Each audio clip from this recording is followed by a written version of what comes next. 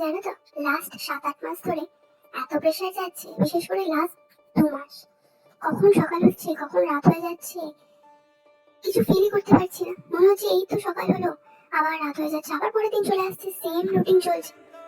তাই অনেকদিন পর ভাবলাম একটু ছুটি নেওয়া যাক সবকিছু থেকে।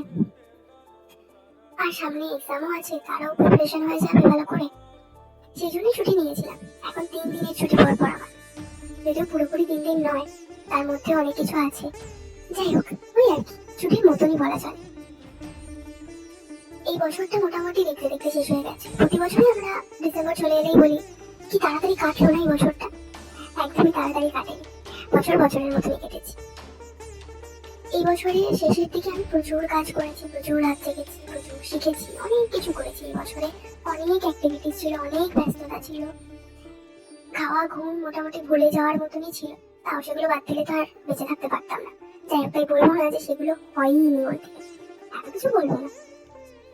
কিন্তু এত প্রেশারের মধ্যে থেকেও এত পজিটিভ আমি থাকি, মাঝে মাঝে নিজেকেই আমার বিশ্বাস করতে অবাক লাগে যে আমি এত পজিটিভ, এত রিল্যাক্সড কি করে রয়েছি। প্রচুর চাপ থাকে, প্রচুর কিছু নেই মাথার মধ্যে চলতে থাকে, এটা করবো এটা করবো এটা করবো, আর তার মধ্যে থেকেও একটা রিল্যাক্স মাইন্ড থাকে যে না, এটা ঠিক আমি করে নেবো। এই বছরও ঠিক তাই করেছি। ধীরে ধীরে তোমাদেরকে আরো বলবো কি করেছি, কতটা করেছি, আরো অনেক কিছু শেয়ার করার আছে তোমাদের কাছে। যাই হোক, প্রচন্ড ঠান্ডা লেগেছে, তাই জন্য গলাটা একটু ভাঙা ভাঙা লাগছে, তোমরা কিছু মাইন্ড করো না। আবার অন্য কোনো ভিডিওতে বলবো আমার কথা। আজকের জন্য bye bye, have a nice day.